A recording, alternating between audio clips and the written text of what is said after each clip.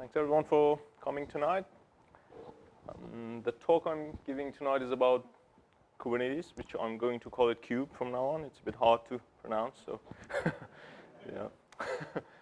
And there are many aspects that we can look at Kube from. I cannot cover all of them tonight. It's a big project. You can look at it from how to run it, how to use it for development, how to tune it, how to scale it. And there are many, many ways to look at it.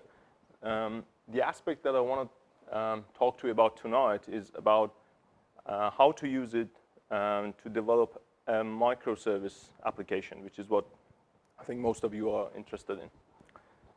So let's get started by a quick introduction to what we don't want to do or what we think we don't want to do anymore, which is the traditional monolith. So everyone used to do that without even knowing the word monolith. So everyone was doing application development. Suddenly, we realized that it's not maybe the best approach. So facing a big, giant problem, it may not be the best way to approach it with a giant solution, because we create the giant solution, it takes a lot of time.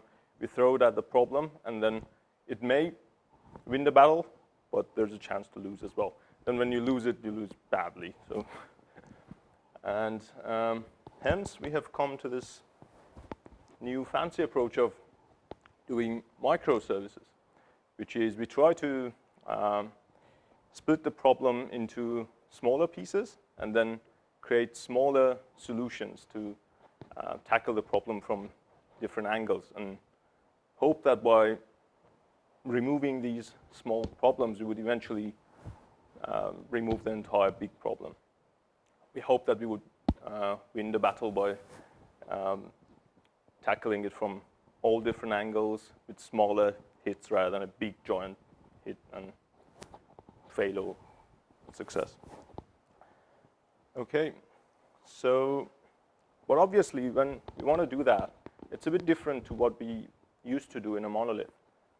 So in a monolith, you can always go and develop a monolith application as people used to do without even having a proper continuous integration or continuous delivery pipeline. People used to do that for decades, and continuous integration has been recently adopted by many companies.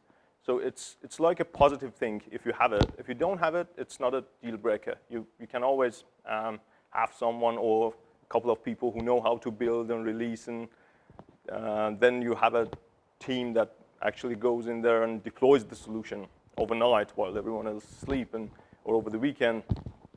And that would always result in some kind of big giant announcement by the marketing team that, okay, the new version is out. But in a microservice world, it's a bit different, because now it's not a single giant piece. There are smaller pieces, and they're moving independently. And if you want to wait for all of them to come to a point and then do the deployment, there is a higher risk of losing the battle. There's a higher risk of something going wrong in one of them, and then suddenly you don't know whether you want to go with all the other pieces or not. And there is also this difference in a monolith. There is one application to build, one application to release, one application to deploy. Now there may be tens or hundreds of applications to go through this process. And that's obviously a new complexity aspect added to the project. So if we want to do that, we have to have a better discipline around certain things. One of them is how we do the build and what's the actual artifact that comes out of the build. It's a bit different, and it's something that it used to be known for a language, for a certain language, it's a solved problem. You always know if it's Java, it's going to be a jar file or a war file. If it's Node, it's going to be a Node app. If it's Ruby, it's going to be a gem. But in a microservice world, it may be different. And because you may have different languages. for different microservices. But even without that, you may have different Java microservices that are built differently, although the artifact may be the same. And then the runtime, it may be, again, based on language, you may have a different runtime, but also even for different applications in one language, you may have to still have different requirements to run it. You may have different dependencies. You may need a different application server, a different web server. So for those sort of runtime environments, it's something that would quickly get out of hand if we want to do it in the traditional way. If we have a few people who know how to build different stuff and how to run it, you cannot scale. You cannot go to even tens of microservices easily, no matter hundreds. And then we have another problem, which is how do we want to maintain the configuration of these microservices? How do we want to maintain the secrets, the access keys, and passwords that these services need to run? And there's also the final aspect of service discovery, because now you have to run all of these services at runtime, and they have to coordinate with each other to achieve the final outcome. It's not anymore a single monolith that has a few dependencies. These are many, many microservices that may depend on each other and on external services to run. So now suddenly service discovery magnifies to a different scale. And as I mentioned, polyglot programming is something that many companies have been adopting recently. That means you may want to pick a different language for the problem that you're trying to solve. You may want to decide to do the front-end bits in JavaScript while you're doing the back-end in Java or in Ruby. And it's something that has many benefits. You may get to choose a better language for the problem that your microservice is trying to solve. And you may also benefit from different people with different expertise, because you may have teams that just concentrate on microservices developed in JavaScript, while you have teams that concentrate on back-end development in Go or Java or any other language. And there's also this benefit of you can keep developers busy learning new languages, which is something that they always enjoy doing, instead of leaving them to get bored and start maybe complicating your solution, coming up with a 10-tier architecture for filling a form and putting it in a database. So those are the benefits of polyglot programming. But when you do that, those aspects that I mentioned are magnified, because now suddenly you have 5 languages. When you go to a code base, you may not be the best guy to do the job on that code base because you're not that much familiar with Node. You come from a Ruby background, for example, and now suddenly you have to make a change in this code base. If it's going to be very different, it's going to be built very differently, run very differently, it's going to be very time consuming.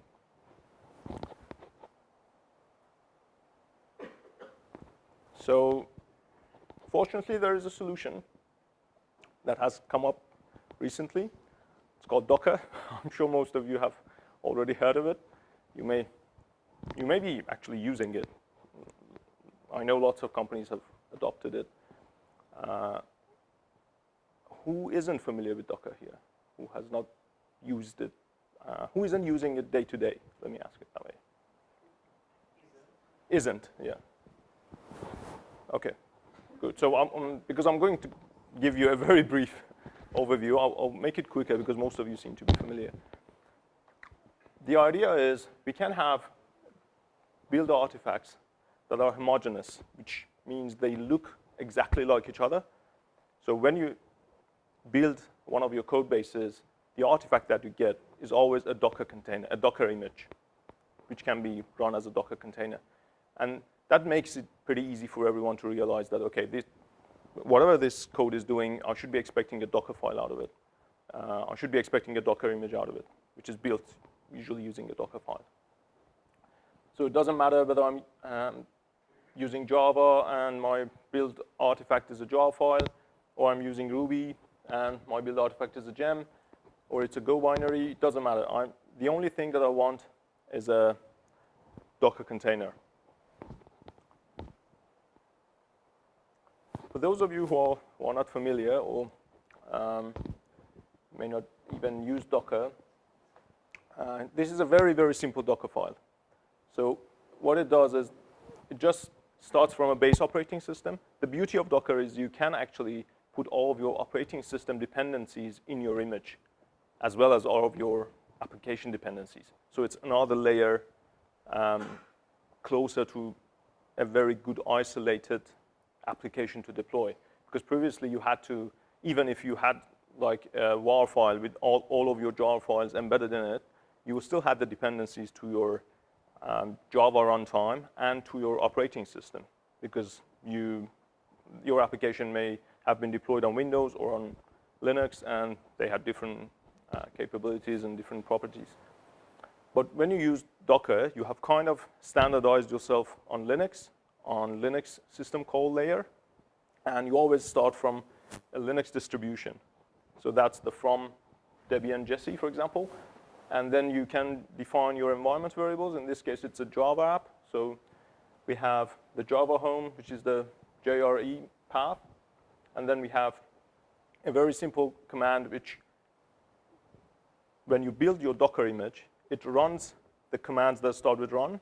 And for example, that run apt-get update install is a typical installation of a Java runtime on a Debian-based Linux, which is like Ubuntu, if you're familiar with. So that would install the JRE, and then I would copy my jar file into the container, and then I define another variable, which can be a configuration for my own application.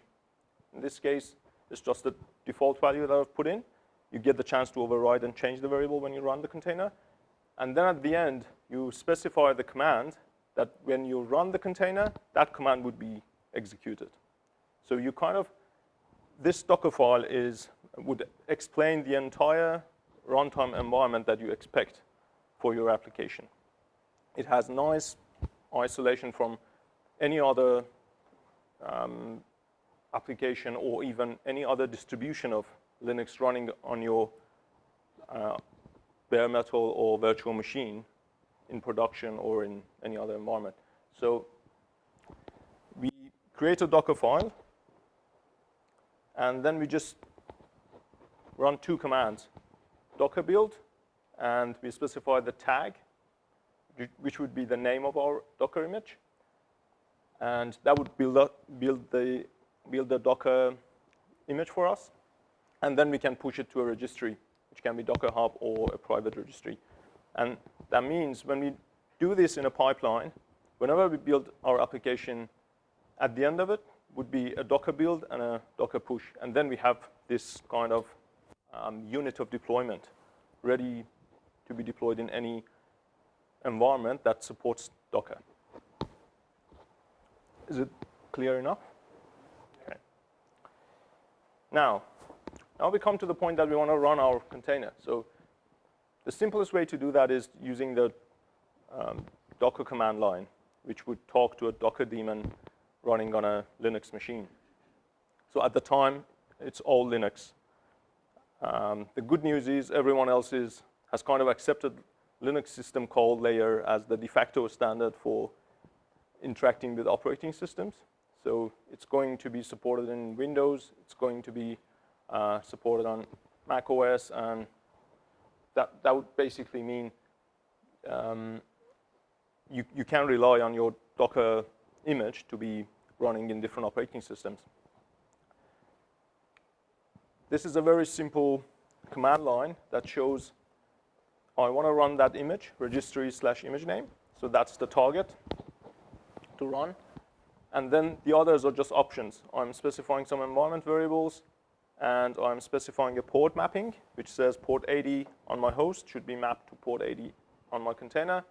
And then in case of failure, try to rerun this container again for 10 times. And you can specify a name for your container too. And then you get a chance to override the command. if you remember, we had a command at the end of the Dockerfile. That's the default command. If you want to override it, you get the chance here. So this is the simplest way to run a Docker container. So again, it doesn't matter what runtime my application needs. Is it a Ruby web server? Is it a Java web server? It doesn't matter. As long as it's Dockerized, I can run it this way. And all the options are the configuration for my application. OK, now for those of you who have done DevOps, you know that we live in a configuration hell. What that means is no one is doing it properly. If you ask people, everyone is kind of have their own stories of what things have gone wrong when they were doing a configuration, and that caused the deployment to go into lots of troubles and late nights, and they had to roll back and wait for another week and schedule and sign all the papers to do it again. So that's something that has been in the traditional DevOps world, where devs were living on the other side of the wall and ops on the other side. Configuration was kind of the bastard child that no one wanted to adopt. So everyone was throwing it over the wall to the other side. Devs were doing a little bit of configuration for their own development environment, for some QA testing environments, but they didn't take it seriously because that was just dev and QA, who would care? And then the operations was like, oh, we only do it a couple of times a year. You don't want to do a really heavy configuration management, so that would be just, yeah, we would see them do it in a week or so. And at most, it would happen quarterly, so what's the chance of, let's not spend that much effort. It has been put down, especially for small to medium-sized companies. For big ones, it's a different story, but small to medium ones, no one did it properly. Until we came to microservices, which means now suddenly we don't have that one application anymore. We have that many applications, and it's not optional anymore. And we also have the trend of CI/CD, which means people want to do continuous delivery. Business people have started to ask for, oh, I want this feature today. Yeah, I've heard of this nice, cool thing called continuous delivery. Let's ship it as soon as it's done. And then you would say, OK, takes a bit of time.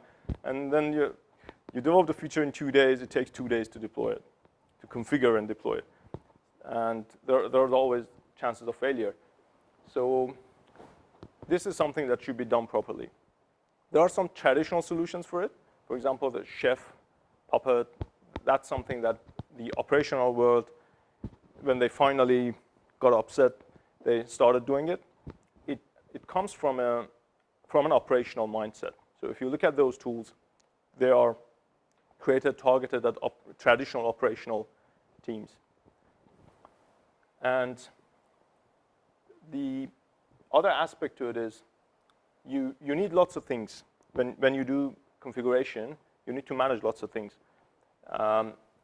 You may have different monitoring, different logging mechanisms in different environments. You may have different volume systems. Definitely in production, you are using a more reliable storage compared to development and testing.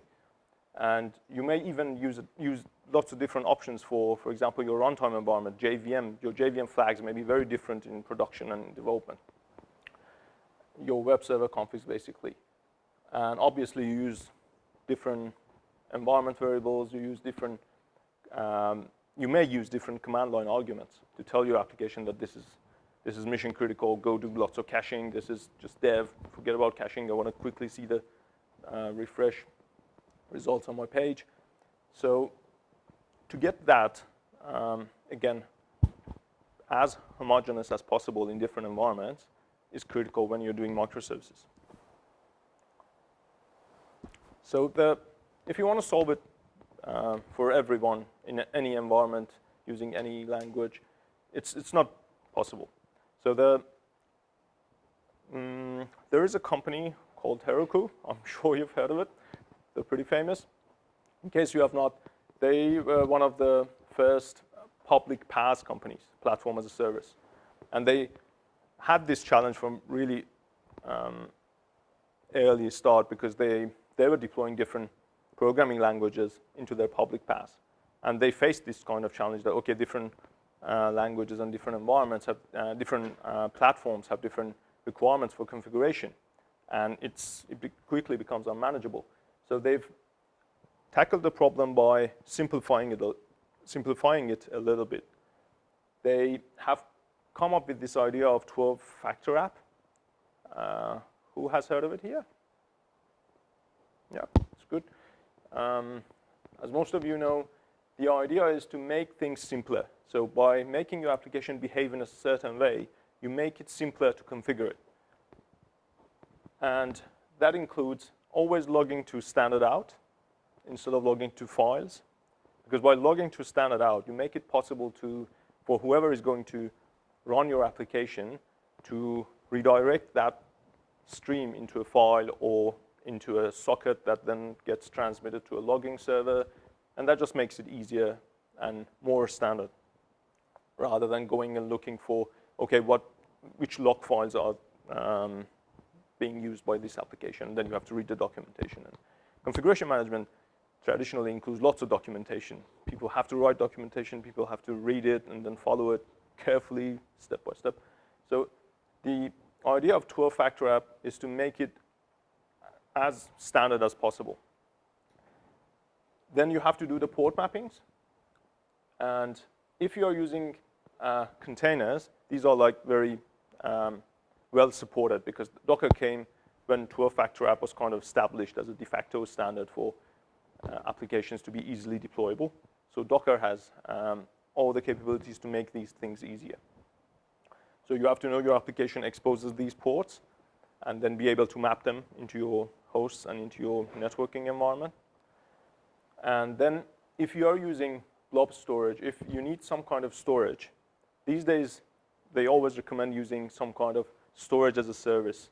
Just don't go and mount a file system and start writing to the disk and assume that you own the disk and the disk is unlimited, because it's not. And it's cloud, and you're getting immutable infrastructure, ephemeral servers, which means your server may disappear at any time and you may lose all that disk. So the idea is to use storage as a service, mount volumes only if you are providing a storage as a service. So if you are actually implementing a storage system, there is no way out of it. You have to still mount something and do it. For example, if you're doing Elasticsearch, you have to use volumes. But other than that, just stick to blob services. And then for service discovery, there are lots of ways to do service discovery when you want to do configuration management. The easiest and most famous way is DNS, which is the traditional internet way of doing service discovery. You get a name, you query the DNS, you get the IP address. It has its own challenges. There are other ways, like if you have heard of Eureka, that's the Netflix. Yeah, Eureka is the Netflix service discovery system. Console, it's a DNS and service discovery solution. It's open source. And then you have to manage your secrets, which in this case, secrets is again one of those things that no one has come up with a very good, always true answer. The idea is you can put secrets in environment variables. Most people do that. But it has its own downsides. And then you have to do configuration for other stuff. For other stuff, 12-factor app recommends using environment variables. So if it's a configuration, it should be made using an environment variable. If you want to do it through a config file, it's totally fine. There should be a way to override it from an environment variable. So there are libraries that let you actually do that. You define your configuration file structure, and then gives you a pattern for overriding it through environment variables. Okay. So now if we want to adopt a tool to let us make that happen easier, what tool would we look at? For Docker, if you look, there is a tool called Docker Compose. It's a command line tool. You specify a file, which is a compose file, that basically has all those command line options for Docker run that we saw on the earlier slide. You can put them in the file. But then again, you want to be able to change those values, for example, for environment variables. How would you do that? One answer can be templating that compose file.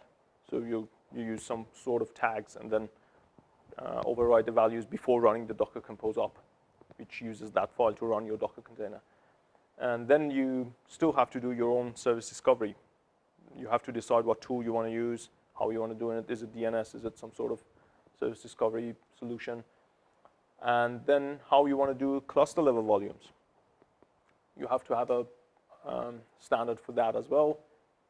And Docker Compose doesn't do any sort of state management. So basically your state would be your Docker daemon running the containers. That's your state. If for some reason you lose the virtual machine that's running your Docker daemon, you would lose your configuration state.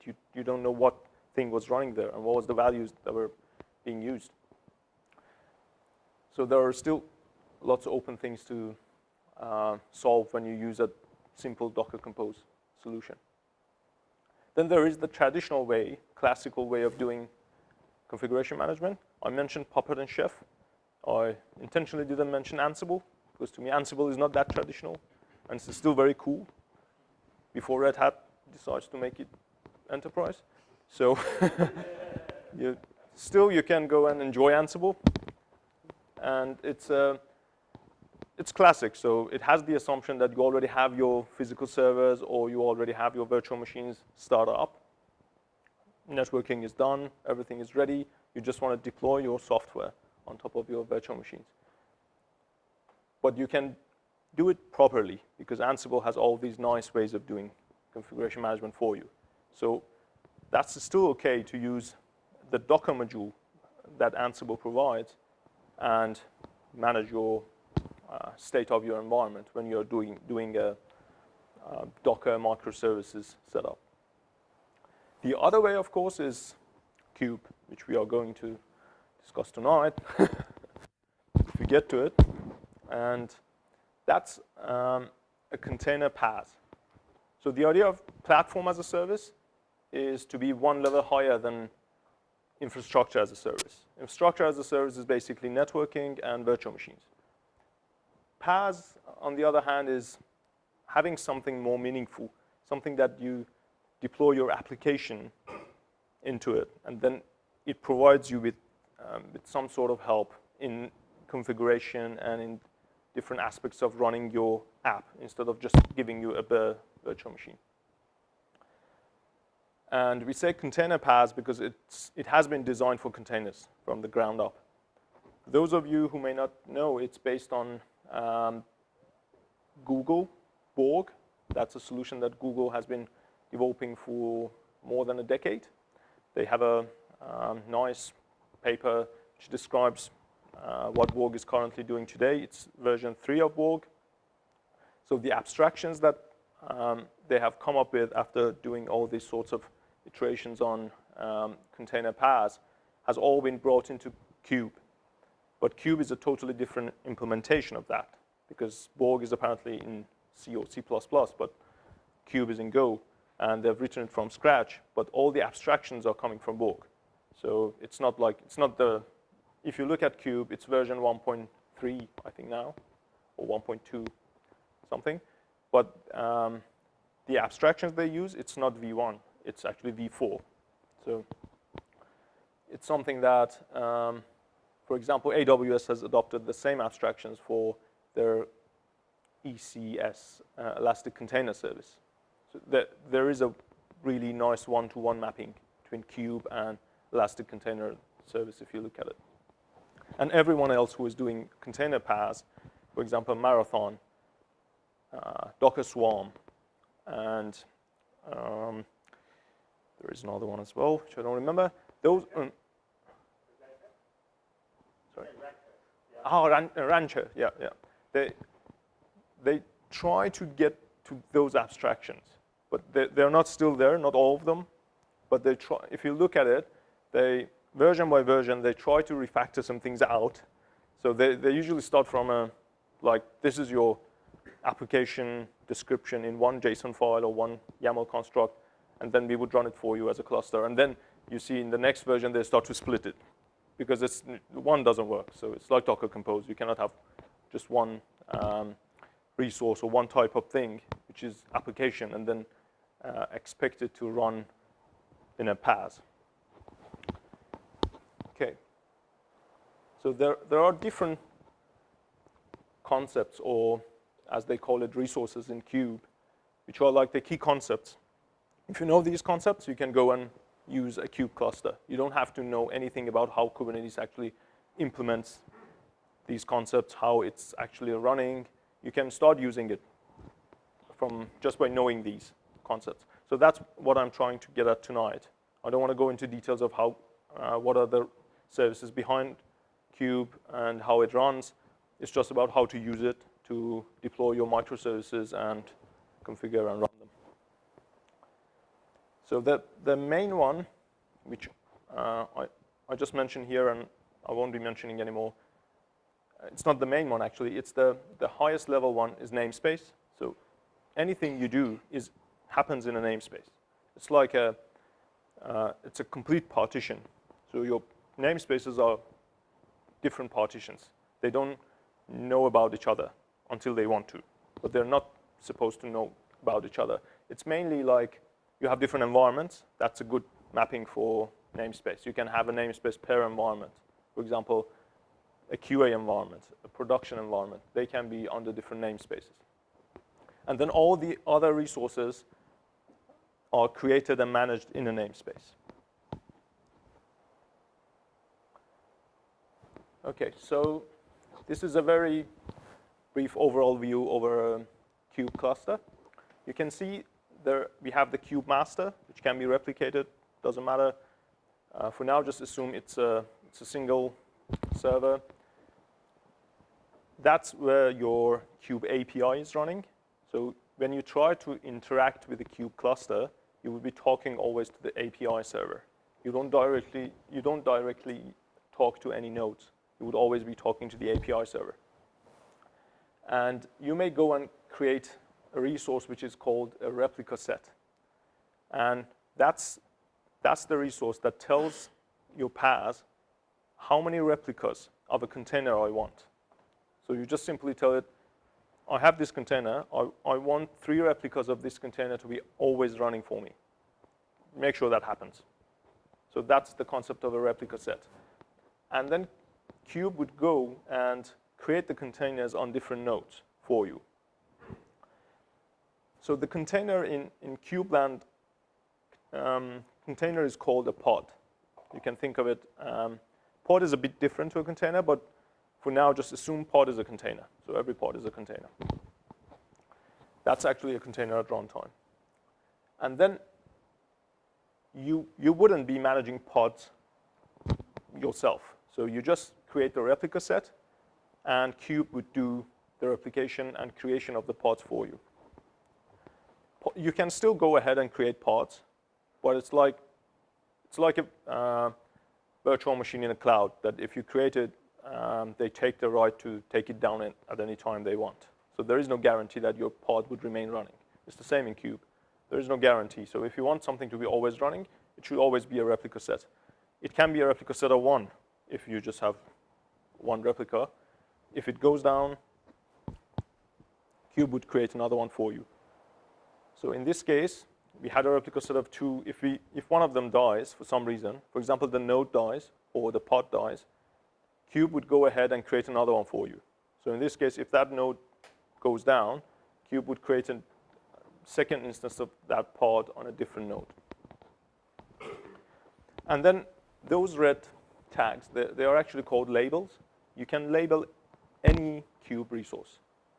That's a key concept in Kube. So it's like tags. If you're familiar with AWS, for example, you can tag all of your resources. It's the same concept, but they leverage it for service discovery, and I'll get to that.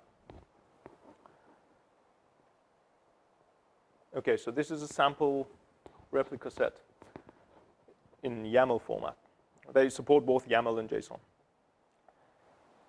And it used to be called replication controller. I intentionally used replica set because that's the new name. It's better to, and it makes more sense to me.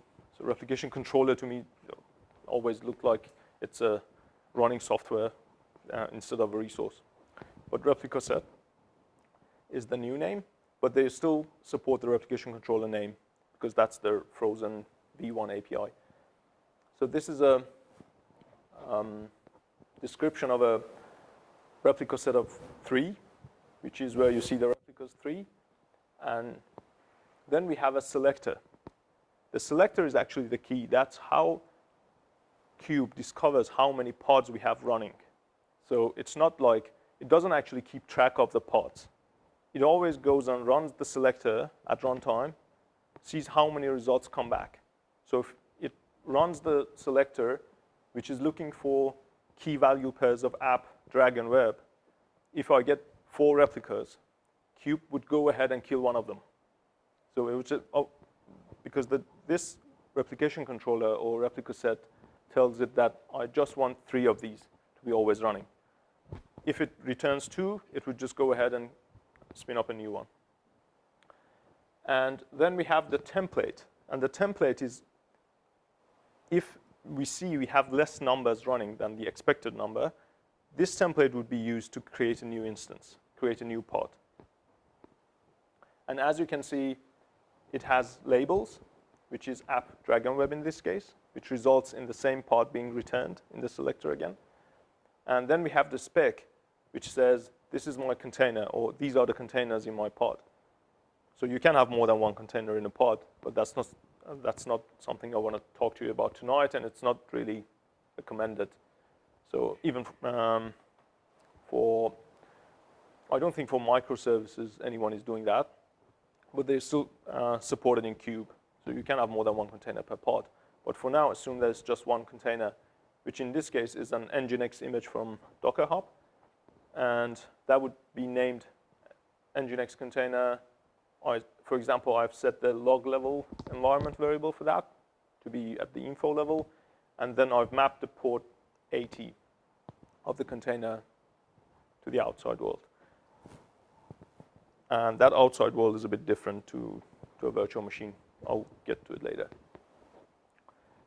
So if you look at that template part, that's a pod.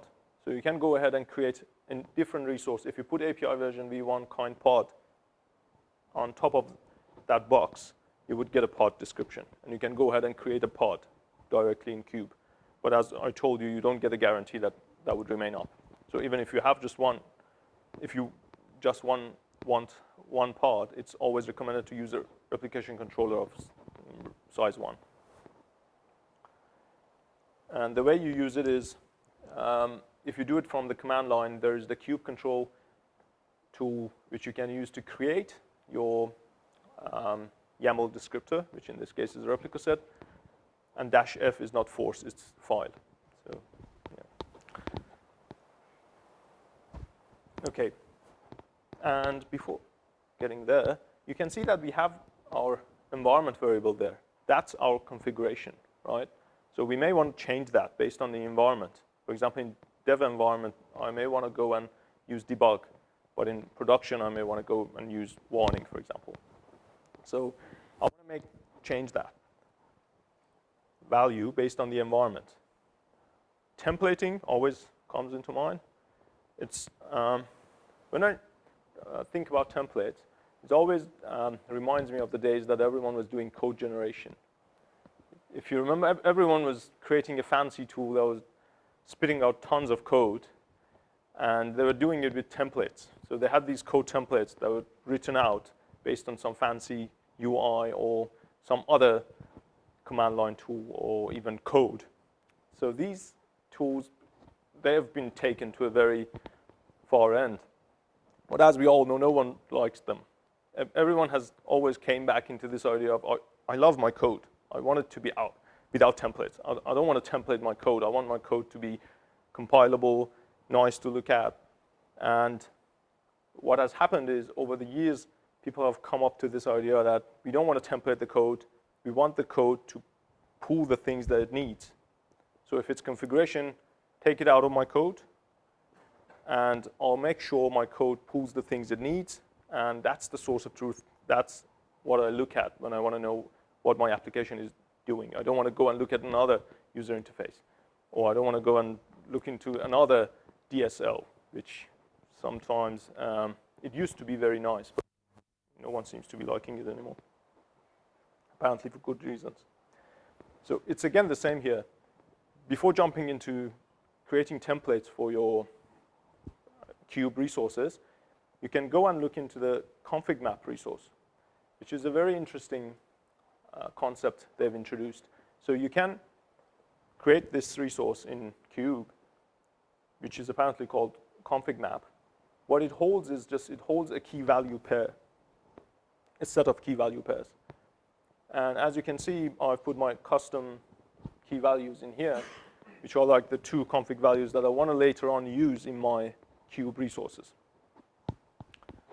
So in this case, my Kube resource is a pod. It can be a replica set. I just made it a pod for simplicity. And if you look at that env pod, you see that I had 2 different environment variables that I wanted to use. And instead of putting a value, I'm doing an indirect reference to the config map.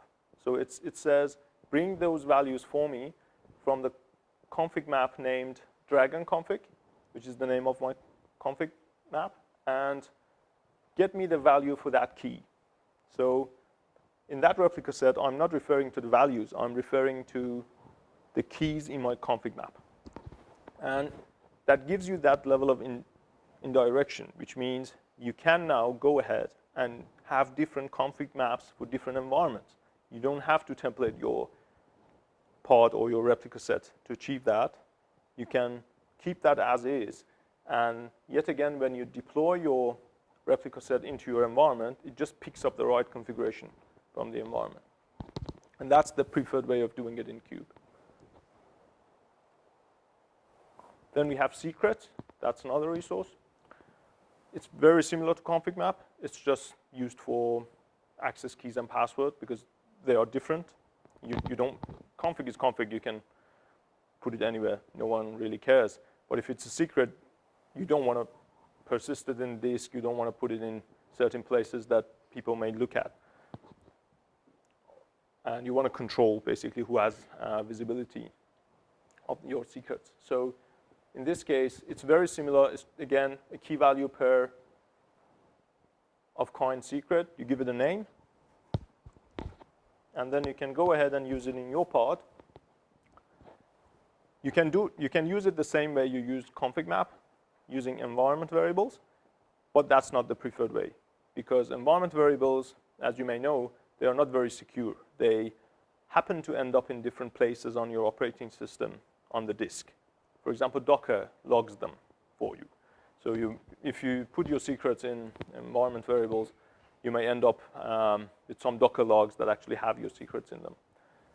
So to work around that, the best approach is to use a volume, a specific type of volume that Kube has created, and it's an in-memory volume. So when you actually create the volume of type secret, you reference the name of your secret, and that would put those key value pairs for you in different files under a certain path. So you specify, in the volume mount, you specify a mount path, which is in this case etc my access keys. Kube would go ahead and create 2 files for you. One of them is named username and one of them is named password, and then they contain the actual values. But this volume is an in-memory temporary volume. So as soon as your container shuts down, stops, or goes out of, stops running basically, that volume would be gone. No one can have access to it unless they hack into the kernel or freeze your server with some ice and then go ahead and chuck the RAM out and put it in another machine and go and read the values, which they apparently do if it's something really serious.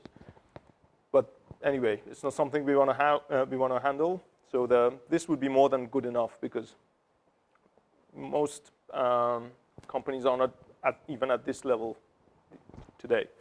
So having them in a temporary in-memory volume is good enough for, I would say, 99.9% of applications. And that's what you get out of the box with Kube. Sorry?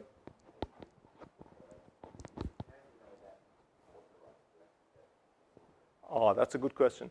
So there is a concept of service account in Kube, which I don't have enough time to elaborate tonight, but you can basically control the access to all the resources using a service account. If you are familiar with AWS, for example, IAM, with IAM you control access to different Amazon resources. The same concept in Kube. So you define a service account, you assign a service account to the user or to the pod that's running, and then they get the ability to fetch certain secrets. Okay, then we have the concept of a service. Service is basically just a selector. So the main part of it is the selector part, where you get the chance to actually define a set of values that you say, if return me the pods that have these, that match these key value pairs. And that would be exposed as a service to whoever is interested in. So that's how you would be managing your inter-microservice communications. So you always you don't want to go directly into a replica set or into a pod. You always go to a service, and then the service would take you to one of the pods that represent that selector. That's basically the mechanism that you use to coordinate your microservices. And it's the scalable way of doing it, because without having the service abstraction, it quickly gets out of hand. If you imagine like different virtual machines talking to each other, that would be a nightmare to maintain. It's the same concept here. So how do we actually use the services in other services? There are different ways of doing it. The first one is DNS. If you look in kube config, you would see DNS as the top one. And everyone kind of likes it. I always liked it from the very beginning. It's one of those nice, cool things that when you see it, oh, that's so simple and nice. And yeah, I'll just get my DNS name and I'll just use it. So I would call, for example, if I have a microservice called Dragon1, I would just go ahead and do calls to HTTP ://dragon1/ whatever endpoint I want. And that looks really nice. It's something that appeals to the eye. But unfortunately, it's very dangerous. It's kind of close to radioactive material, if I want to compare it to some real world physical stuff. So the main reason behind that is DNS is an old protocol. It has been designed for a very different set of requirements. They have strict rules on latency. So if you have a slow DNS, it's not a DNS at all. It's like if you, for almost all other protocols, if it's slow, it's still working. It's just slow. But for DNS, if it's slow, it's a failure. And there is another bad news, and it's that you don't have any control on it, because DNS comes from the operating system and then from a set of libraries in your application that you don't have any control on. So it's coming from your Java environment, Java runtime, or it's coming from your Node runtime, which delegates to your operating system library, and you basically do not have any control on it. So when it fails with a random, really bad error message, get address not found, and you don't even know. You may not even know that, because sometimes it just fails miserably. So there are, for example, I had an experience in Ruby that it wasn't even returning any results. We were getting like a connection drop, and that was it. And it took like at least 2 or 3 days to discover that it's related to DNS, because it was a very random DNS failure at the Ruby code on the Linux operating system that we were using for our containers. So it's some sort of thing you want to avoid unless you really know what you're doing. And basically, to solve the main issue, which is the slowness, if you have a service like Route 53, which is a reliable, battle-tested DNS, you can still go ahead. If you don't have that, I would certainly say, don't even try it. Don't think about it. It's doomed to failure. So there are other ways to do it, fortunately, which are even nicer. So for example, Kube would go ahead and provide some environment variables for you if you already have your services. So for example, when you have a service called myDragon in your namespace, when you create a pod, that pod would automatically get two environment variables called myDragon service host and myDragon service port. And you get an IP address and a port number for your service, which is static. You can cache it forever. It never changes. The only thing that may change is actually the selector in your service. So you can go and change the selector in your service resource, but that still preserves the IP address. It means everyone who is consuming your service would continue to work without even knowing that your service used to go to AppDragon v1, now it's going to AppDragon v2. Or it may be like half of your traffic is going to v1, half of your traffic is going to v2. It doesn't matter. So the consumers always get that static IP address, which is managed by a service in Kube called Kube Proxy, but it's abstract. You don't see it. And that's one of the very beautiful concepts in Kube. The only downside is you need to create the services before using them. But who wouldn't be doing that? You should know about the existence of a service before you want to use it. So that's very natural. Yeah. You can do whatever crazy stuff you want to do if you have a cyclic dependency. So it's like if you have a cyclic dependency between your microservices, you've already passed a certain point.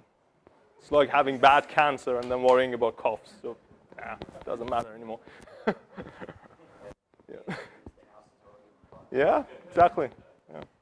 It's like I remember someone was asking me, oh, I have this weird problem in my, back then it was IntelliJ IDE settings that it doesn't let me save this. And I went looking into it, and there were all sorts of warnings of cyclic dependencies. And he said, oh, I keep adding these libraries, and it doesn't let me save it. And I was like, yeah, it's it's not really a good idea to save it. So it's the same thing here. It's actually good because you would know if you have a cyclic dependency. Because of that, you would know that, oh yeah, something bad has happened. Okay, and the only other limitation is it works per namespace. So if for some reason you want cross namespace communication among services, which you may actually want, if, for example, you have a multi-tenanted environment, and then you have some services that are cross-tenant, that can go across different tenants, you cannot use that. But hopefully there is another way, which is using the Kube REST API. You can always use that to get the IP for any service under any namespace. So it's just a REST API call to the Kube API server, and you get that IP address. Is it clear enough? Yep. Mm-hmm. Yes. It's load balanced among all of the pods. It's actually load balanced by the Kube proxy. That's why I mentioned it. Kube proxy is running on every host. So when you actually contact that IP address, you go to the Kube proxy on your host, and that proxy would decide which host you would be redirected to. Okay, then there is this final concept of deployment, which is a new concept. As you can see, the API version is extensions v1 beta 1, which means it's not v1 or v2 yet. But that's the recommended way of doing deployments, which is basically doing anything. Whenever you're doing something in Kube, it's a deployment. So before deployments, you had to go and create replica sets and then use the kubectl or the API to create your replica sets. Now you get the chance to use a deployment which has lots of better features. So if you look at it, it looks exactly like a replica set. It has the number of replicas, it has the pod template, and that's basically a replica set. The difference is you get some cool features for using deployments. And those features are, it's more declarative. You don't, I'll get to that later on, but basically it means it describes what you need and you can still go ahead and modify it and reapply it. With replica sets, you have to be careful because you cannot make certain changes in a replica set. For example, changing the number of replicas is pretty trivial, but you cannot go ahead and change the image name. For example, the name of the Docker image that you are going to deploy in a replica set. That, it would just start and complain and say, this is a different replica set. Then they had a different command for doing a rolling update for you. So you couldn't just apply the new replica set. You had to go ahead and do kube control rolling update this replica set because I've got a new image now. But with deployments, whatever you see here, you can go ahead and apply it, and kube would make sure it happens. It doesn't matter what things you change here. It has also changed some, automated some aspects that you had to do yourself before. For example, versioning. With replica sets, the pattern was normally you would go and put version something as a label for your deployed parts. For example, version v1. And then the new one would be version v2. Here, you don't need versioning anymore. When you apply a deployment, it would go ahead and create a new version for you. Everything happens on server side.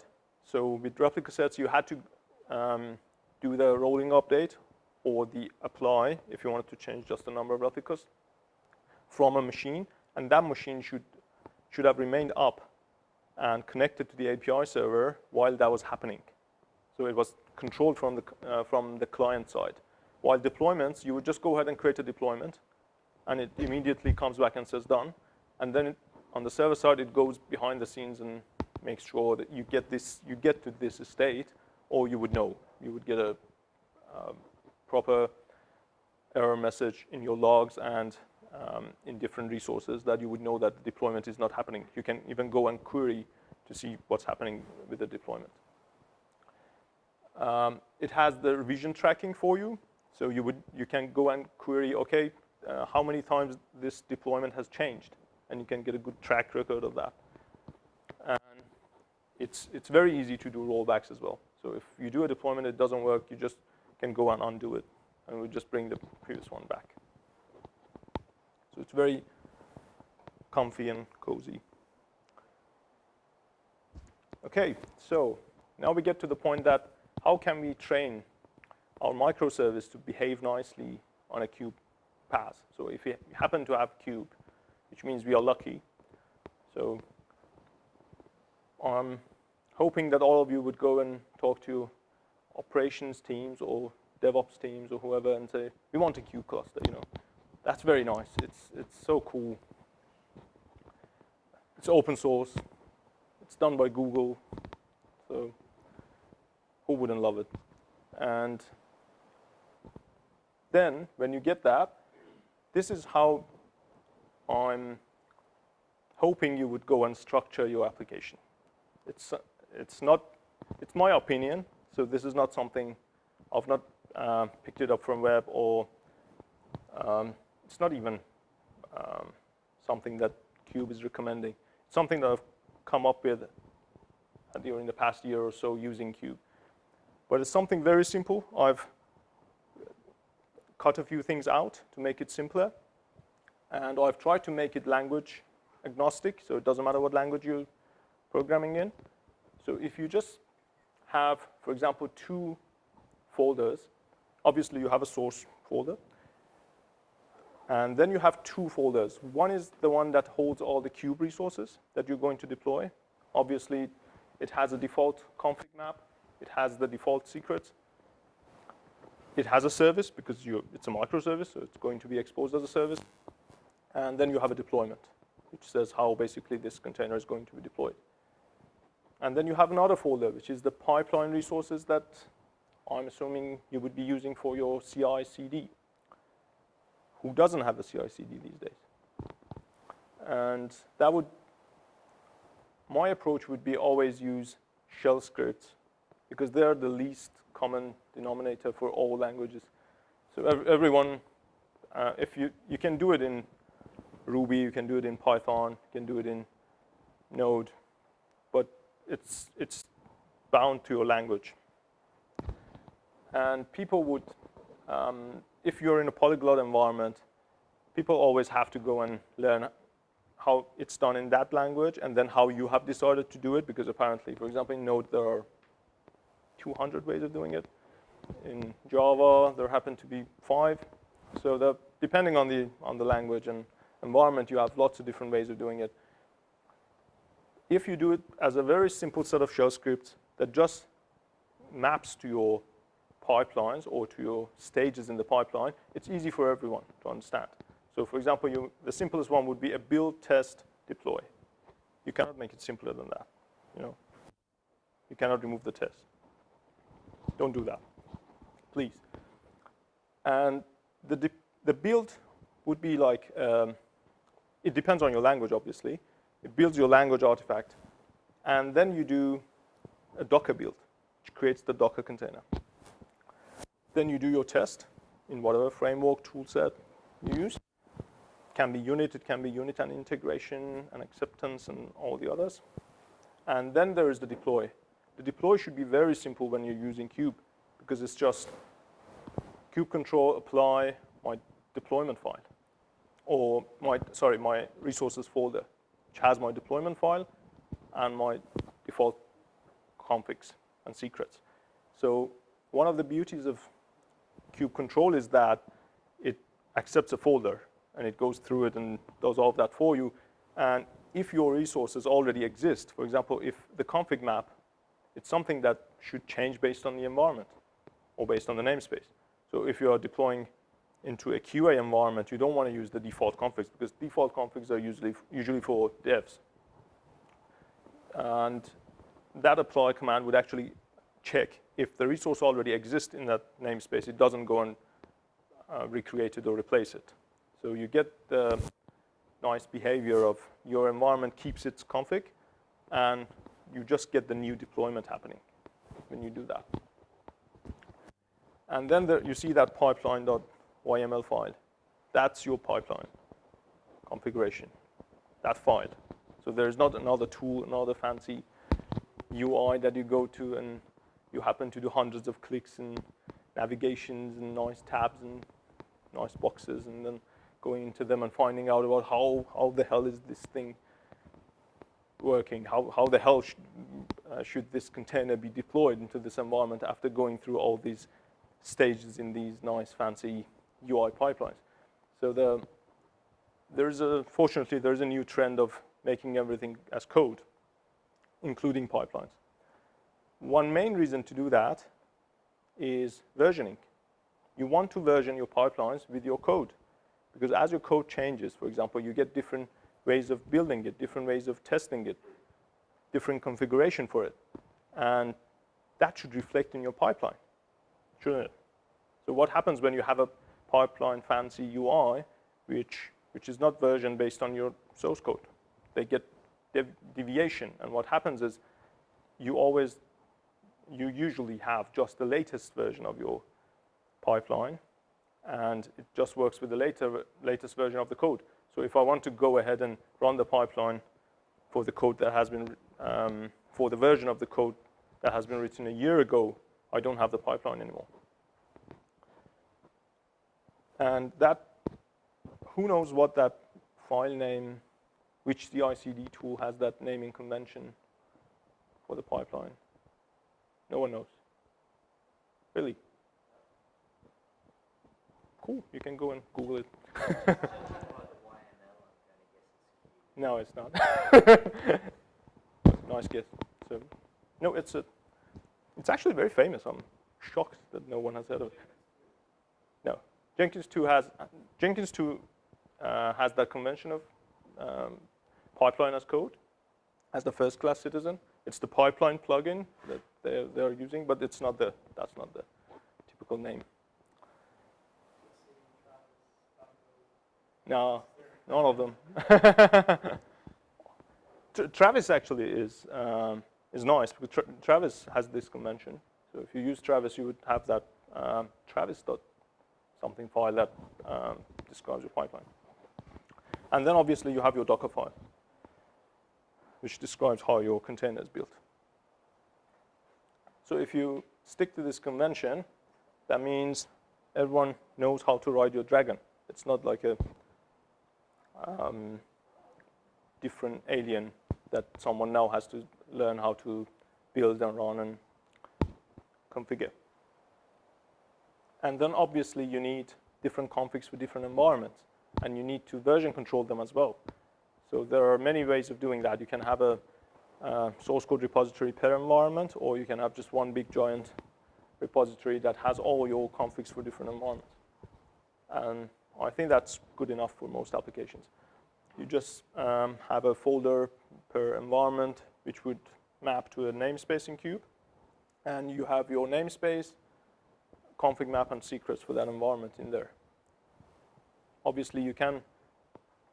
The main reason it's out of the other source code repository is, does anyone know why? Access control, because those secrets have different access control rules applied to them. Normally, you would have certain set of people that have access to those secrets. And it's not the same people who have access to the source code. Can I just ask, when do you use Replica set and when do you use deployment? Always use deployment. That's the recommended way. So deployments would go ahead and create a replica set for you behind the scenes. So you don't go and directly create a replica set. The main reason I mentioned it is because if you go and start reading the Kube documentation, you would see lots of things around replication controllers, which is the previous way of doing things. And I didn't want you to get confused and say, oh, Amir didn't mention that. No, didn't do a good job. He was giving us very opinionated view. So just to be clear, so deployment is to the replica set as replica set is to pod. So deployment lets us easily create the replica sets, and the replica sets let us easily create pods. Exactly, yes. Cool. Yeah. Okay, so now we get to the demo part. I know I promised you, I didn't promise actually, I said hopefully we would have a demo that goes from a source control commit into a live environment. Guess what, I couldn't get that running, so so what we are getting is a smaller version, which is just me going ahead and playing with the kube control command, doing a few deployments on a running cluster, and you can see how things change. I couldn't get the pipeline running because because it was actually on one of our clients' environments that has gone live since Tuesday, and yeah, I cannot use that anymore. And it took much longer than expected for me to set up a new one for myself. So we have not done a good job in making that infrastructure as code kind of automation. The good news is we are creating a kube cluster for all of our operations. So that's a ops kube cluster, which means as soon as I get that, I'll be able to do all of my operational stuff on kube, like creating kube from kube, that sort of thing. Inception. Okay, so can you see? Is it too small?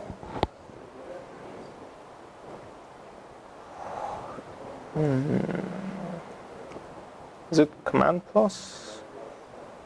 Yeah, I'm trying to click that.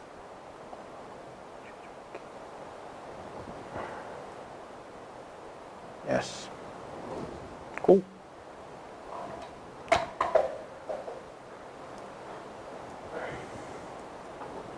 Okay, so first of all, I have a running cluster, which is not returning anything when I do kube control get pods, which means I don't have any pods running. So if I want to go ahead and create a deployment, I can do that, but you wouldn't be able to see much. So before that, I'm going to start a proxy that would show me what things are being deployed. That would show me actually the pods that are deployed. So that's the command that would give me that.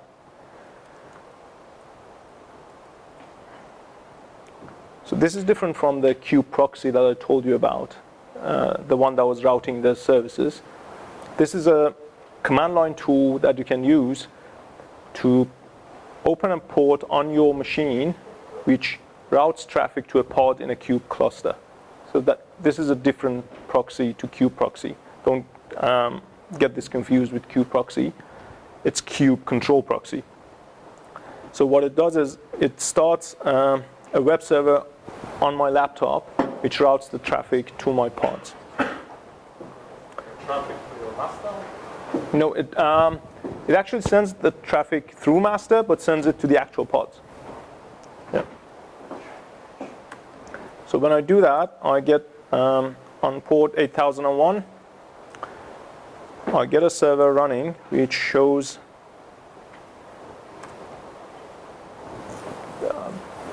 basically my pods. I've got a JavaScript code. This is from one of the Kube demos. It's not something that I've written. So you see I've mapped a folder here which is called local. I've mapped it to ... and that would make this /static serve my JS files from this local folder. So it's that index.html file is the one that's being rendered here now, which shows nothing. What it does behind the scenes is, as my pods come up, this would show them here. So you get a chance to see pods showing up here when I actually create my deployment.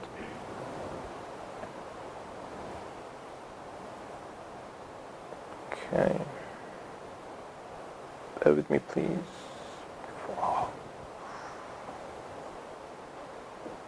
Trying to make it at the same time. Okay. So now I'm going to watch the pods as they appear when I do the deployment.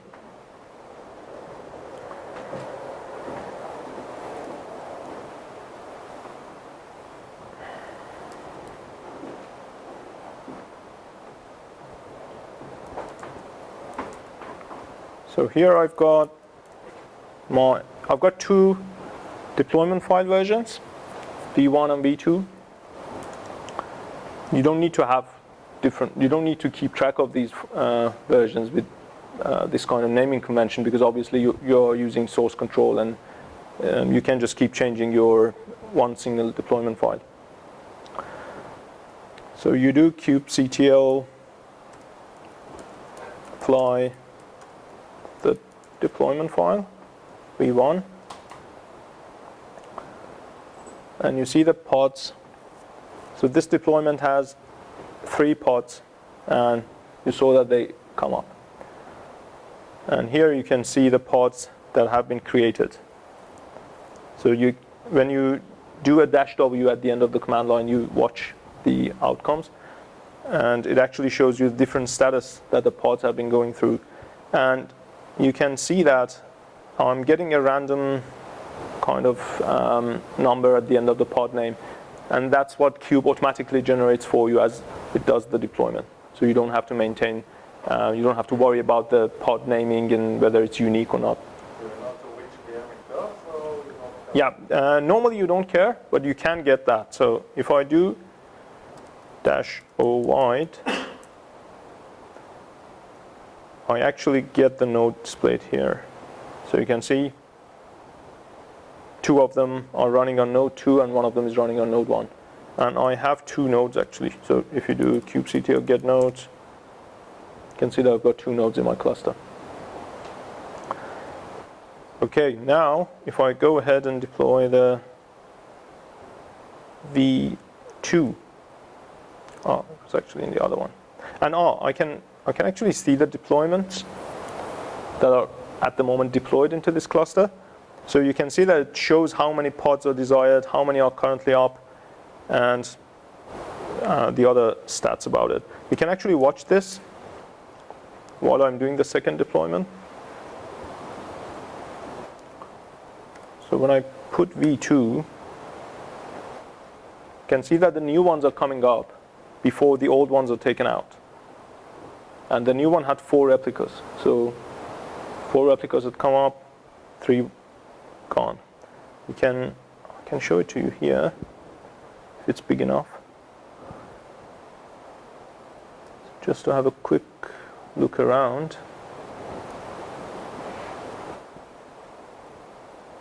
Here's the first one, which had the 6-tree logo. So that, the difference between V1 and V2 is the tag, the Docker tag, and the number of replicas. So if you look, you would see that the only thing that changes, you should actually believe me because, yeah. The second one is Dragon and replicas 4. Is there any way like to make it? Sorry? Is there any way to code scalable rather than specifying the replica? Yes, there are some auto-scaling rules that you can specify, and then Cube, based on the traffic or CPU memory usage, Cube can go ahead and scale it for you. So if you're already familiar with cloud, for example, AWS has all these concepts in it, but they're at the VM level. So you get this unless you're using Elastic Container Service. So at the VM level, you have auto-scaling groups, which is very similar to replica sets, and you have IAM, very similar to service accounts. You don't have a good story for secrets, and you have to do configuration management yourself. But obviously, you have the auto-scaling rules that you can have here as well. And you can also specify resource limits for your containers, which I strongly recommend, because otherwise, it means basically every pod can go and claim the entire host, which is not really appropriate. And languages like Java or any other garbage collected language would not kick in the garbage collection because it just assumes that it has the unlimited memory on the host, which is not really what you want to give it. And if you want to see, you can see actually it was showing the number of pods for the deployment that has been changing. So you can see the current ones change, and as it's doing the deployment, the up-to-date available ones are being reduced and updated again. And there was another thing I wanted to tell you before going for questions. As you do this, you can actually do, let me bring back the V1. It's as simple as that. I apply it again. You can actually record the commands that I've been running. So we are back to V1. And there is a command called rollout. And you can watch the history of your deployments.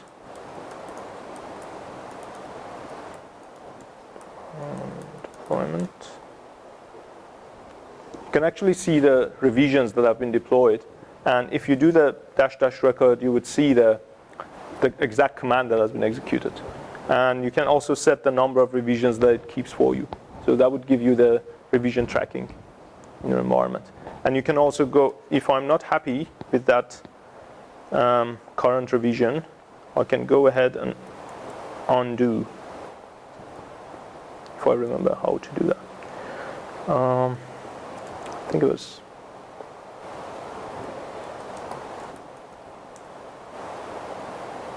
yep, just rolled back to the previous version. And we got 3. Where's the 4th one?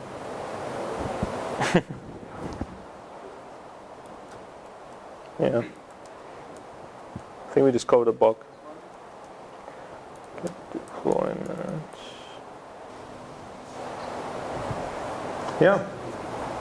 For some reason it decided to keep the number of replicas as 3. I don't know why. It always happens in demos, you know. It's the demo guys. Yeah, it's the demo box. They decided it's going too well. So. Any questions?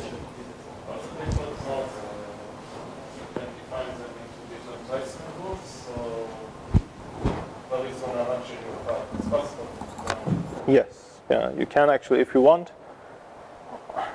I don't think it's very, very much recommended, but you can actually go and add a node selection criteria, and that would make sure your pod would end up on a node that matches the criteria of the node selection. It's a good practice probably if you have different network domains. Like if you have a public subnet and a private subnet and you want some containers on the public domain, some on the private domain, that would be a good practice.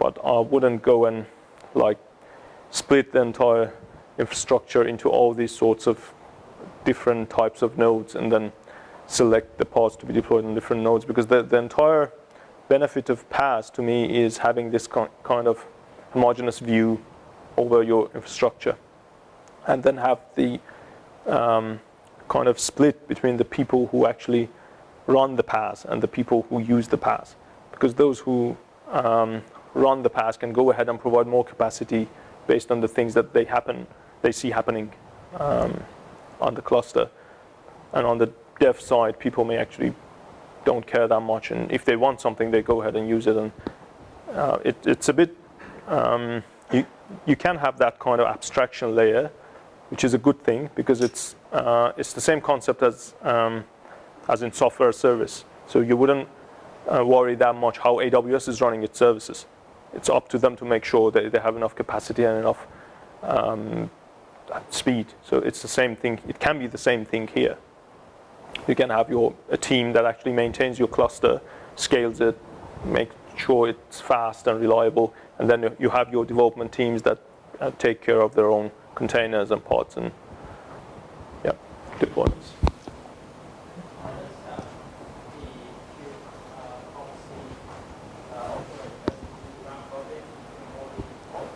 Yes, by default it does round robin. Does that mean that it doesn't handle action training? Because as the new pods come up, they are already actions. The good thing is you get to define, I just touched the surface, so there are lots of things to learn on Kube. You get to define liveness and health endpoints for your containers. So if you do that, Kube would not send any traffic to a pod before it's live.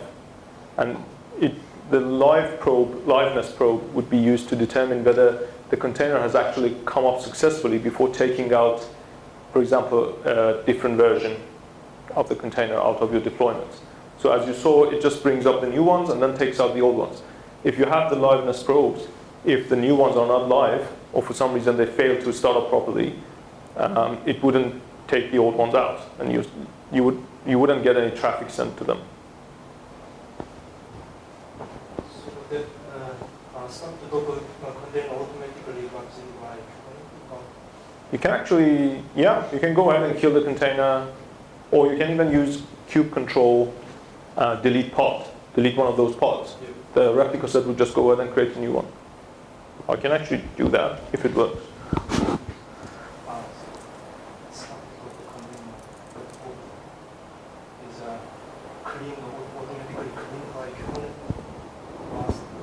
By clean, do you mean it? For example, you deploy using the deploy file, and they deploy new version, the old version will automatically replace. The container would be stopped. The container image would still remain on the file system on the host.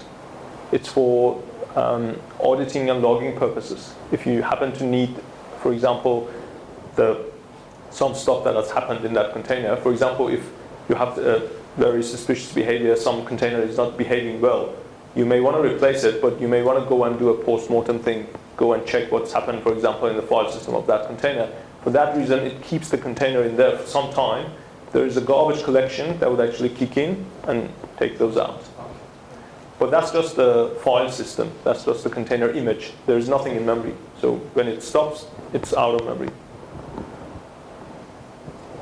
Kubernetes management UI, is it as rubbish as they say?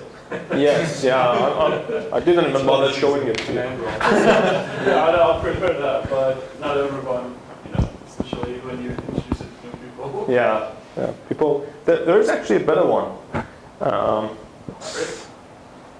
Fabric.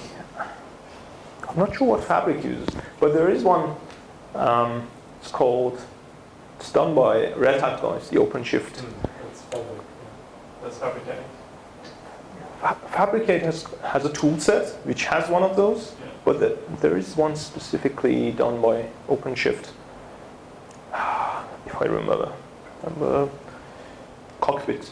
Project Cockpit. If you Google Red Hat Atomic Cockpit, that's a very much nicer front end. That's good. Actually, I should have shown you that. That gives you a really good view over all the resources, and you can basically do most of the stuff that you can do from the command line from that front end. But don't do it. Command line is fine. You deploy.sh example just give control apply. What's the link between that? Like if you want to deploy to a QA environment or you want to deploy to prod or to a dev environment? That's a very good question. So the key differentiator would be, let me bring up one of the deployments, would be another option called namespace. So if I specify a different namespace here, for example QA, that would deploy in a totally different namespace. So when you don't specify that, that's the equivalent of default namespace. So if I do kubectl of get namespaces, you would see that there are two namespaces, the default one and the kube-system one. Kube-system is the one that Kube uses for running its own stuff. And there's the default one. So I can go ahead and create, for example, a dev one. Create namespace. Not sure I can do it just by, because you can do it just like that. So now I have a QA namespace, and I can go ahead and deploy v1 into QA. And if you wanted to change the config map for QA? Yeah, then I would put the config map again using -- namespace QA. You can put the namespace in your resource files as well, but it's not something I recommend because your resource files should kind of be namespace agnostic. It shouldn't matter for them which namespace they're deployed to. That's the beauty of it. And then if you put different config maps in different namespaces using the same -- namespace, and then when you deploy, your pod will be getting the config from the namespace. Does it make sense? As you can see, the v1 is not showing up here because this one is just relying on the default. But if I do kubectl get pods, again, if I don't specify anything, that would be the default one. But if I do namespace QA, you see the pod names are different. They're a different version. They're the 6-tree logo ones. I'm not sure if I can get it show up here. I may be able to do that. I have to look into it. It's probably somewhere in this JS file. What?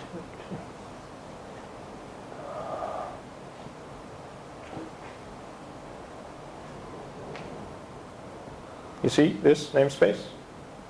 If I make that QA,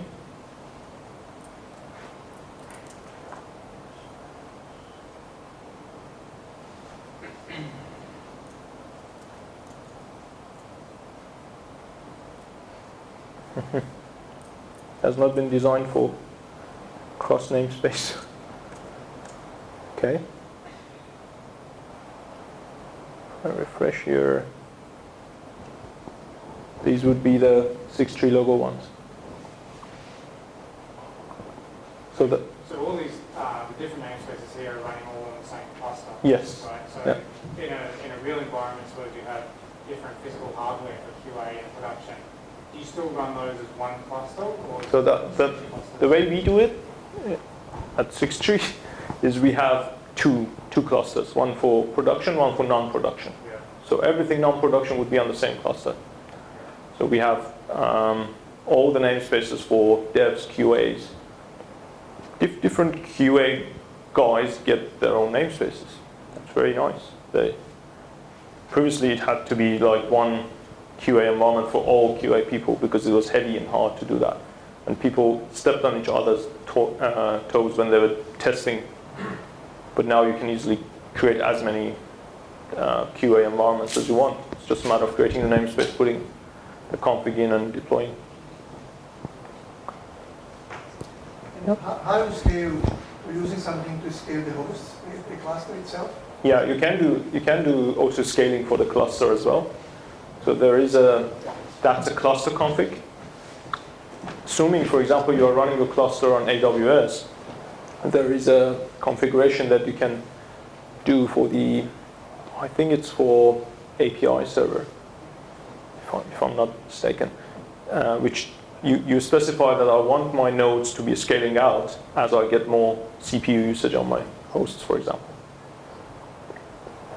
If I had 10 nodes and I wanted each node to have at least one port, is that the default? Yeah, the default scheduling policy is to spread the load as much as possible. But you can specify different policies. So you may want to actually chock the pods on the same host as much as possible because you want to leave the room for big pods that may be coming up later. So it's a policy that you can set for your scheduler.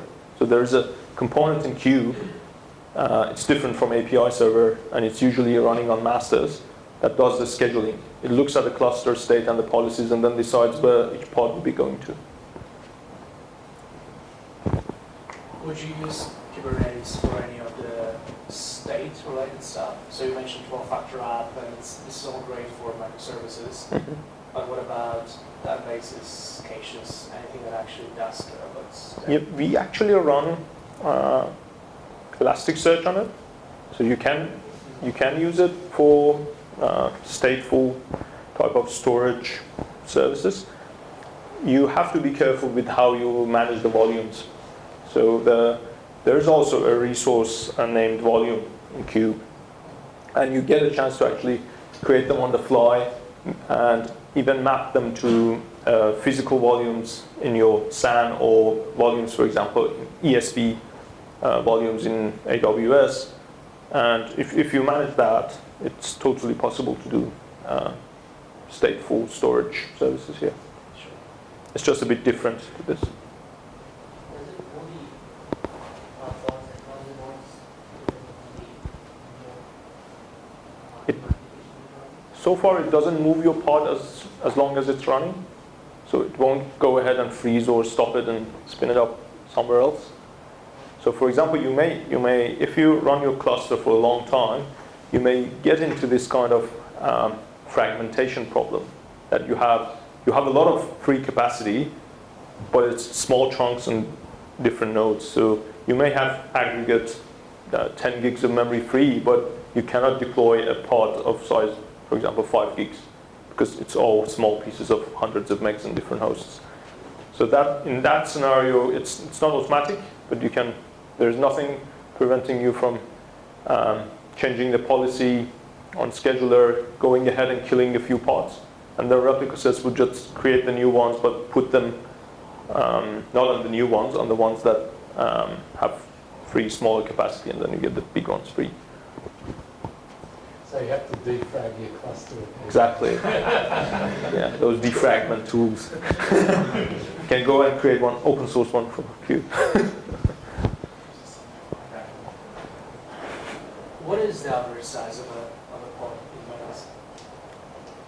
You mean Docker container? Like, you can have a very lightweight containers and you have very beefy containers, right? So when you deal with Kubernetes, what's your experience? From what I've read in their documentation, they've done lots of testing and lots of surveys of people who are actually using it.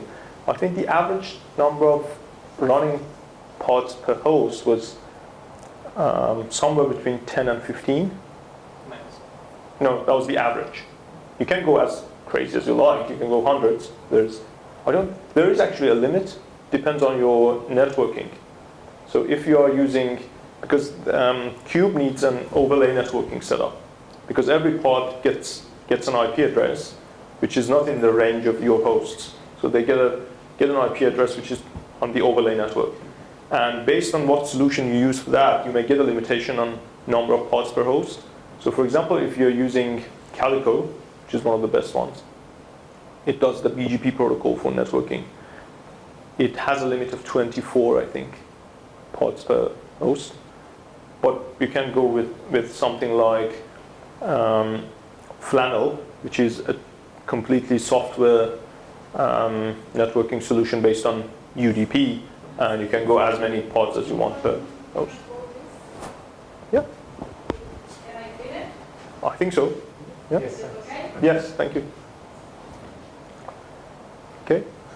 Yeah. When is what's the rule of thumb when Kubernetes is worth it? When you have what, 5 nodes, 10 nodes, 200 nodes? I would say 2. Yeah, if you have more than one. So Amir is biased. Yeah, I'm totally biased. Because what's the other option?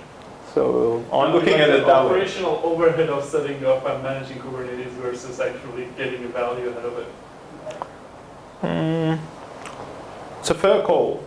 So if you don't have that expertise in-house, it's probably not worth it until you're at least double digit, I would say, to go ahead and learn and start doing it. But if you have that expertise, it doesn't matter because the cost is just the same, almost the same. If you want to do a very similar with the same sort of functionalities implementation in Swarm, you would be going through almost the same thing. If you want service discovery, sort of state configuration management, overlay networking, and those sort of stuff, it's the overhead of doing it is almost the same. Okay.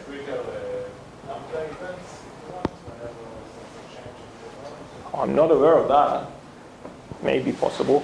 One thing that I wanted to mention after Saul's talk and I forgot. You can actually do some sort of Lambda here. There is another concept that I've not told you about, and it's called job. So you can actually create a job. It's very similar to pod. The difference is it would run the container and wait for it to exit with status code 0. So if it doesn't exit with status code 0, for example, it returns -1, then it would go ahead and rerun it. So with that, you get some sort of Lambda behavior. You can create these jobs on your cluster. If you have proper configuration, that means it's like hundreds of Lambda executions. And if they happen to fail, it will automatically retry it. And you can specify the number of times you want to retry it. It's very similar to Lambda. Okay. Let's start with the cleanup. Thank you.